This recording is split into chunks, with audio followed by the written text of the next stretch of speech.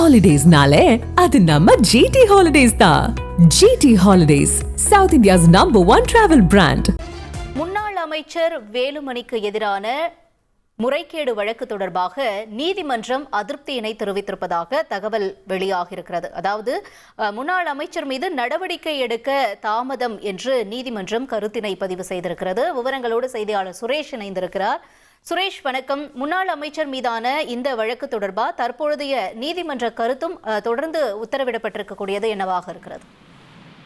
வணக்கம். முந்தைய அதிமுக ஆட்சி காலத்தில் முன்னாள் அமைச்சர் வேலுமணி உள்ளாட்சித்துறை அமைச்சராக பதவி வைத்த போது சென்னை, கோவை மாநகராட்சிகள்ல பல்வேறு பணிகளுக்கு ஒப்பந்தங்கள் வழங்கியதுல 98 கோடியே 25 லட்சம் ரூபாய் அளவுக்கு முறைகேடு நடந்ததாக லஞ்ச ஒழிப்புத்துறை தரப்புல வழக்கு பதிவு செய்யப்பட்டது. இந்த வழக்கில் குற்றப்பத்திரிகை தாக்கல் செய்யும்படி பிறப்பித்திருந்த உத்தரவை அமல்படுத்தவில்லை என்று லஞ்ச ஒழிப்புத்துறைக்கு எதிராக அறப்போர் இயக்கம் சார்பில் நீதிமன்ற அவமதிப்பு வழக்கு தாக்கல் செய்யப்பட்டிருந்தது.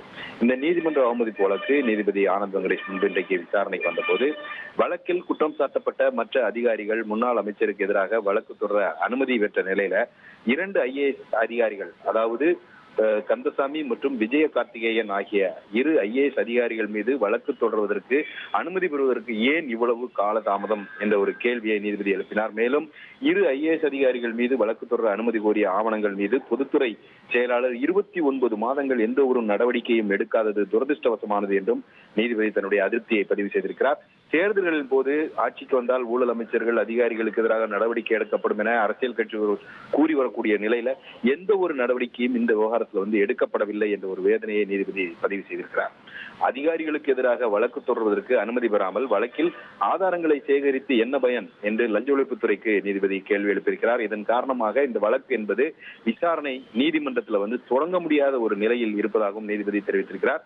பின்னர் இந்த 2 IAS அதிகாரிகளுக்கு எதிராக வழக்கு தொடர அனுமதி வழங்குவது தொடர்பாக 2024 ஜனவரி முதல் 2025 ஆகஸ்ட் வரைக்கும் நடவடிக்கை எடுக்காதது ஏன் என்பது குறித்து விளக்கம் அளிக்கும்படி தமிழக பொதுத்துறை செயலாளருக்கு நீதிபதி உத்தரவிட்டிருக்கிறார். அதே போல இந்த வழக்கு தொடர அனுமதி வழங்க கோரி ஆவணங்கள் அனுப்பியதுடன் நின்று விடாமல் அதன் மீது நடவடிக்கை எடுப்பது தொடர்பாக நினைவூட்டுவதற்கான நடவடிக்கைகளை எடுக்காதது ஏன் என விளக்கம் அளிக்கும்படி விஜிலன்ஸ் ஆணையர் மற்றும் லஞ்ச ஒழிப்புத்துறை இயக்குநருக்கு உத்தரவிட்ட நீதிபதி இந்த வழக்கினுடைய விசாரணையை ஜனவரி 6ஆம் தேதிக்கு தள்ளி வைத்திருக்கிறார். உங்களுடைய விரிவான தகவல்களுக்கு நன்றி சுரேஷ். ஹாலிடேஸ்னாலே அது நம்ம ஜிடி ஹாலிடேஸ் தான். GT Holidays, South India's #1 travel brand.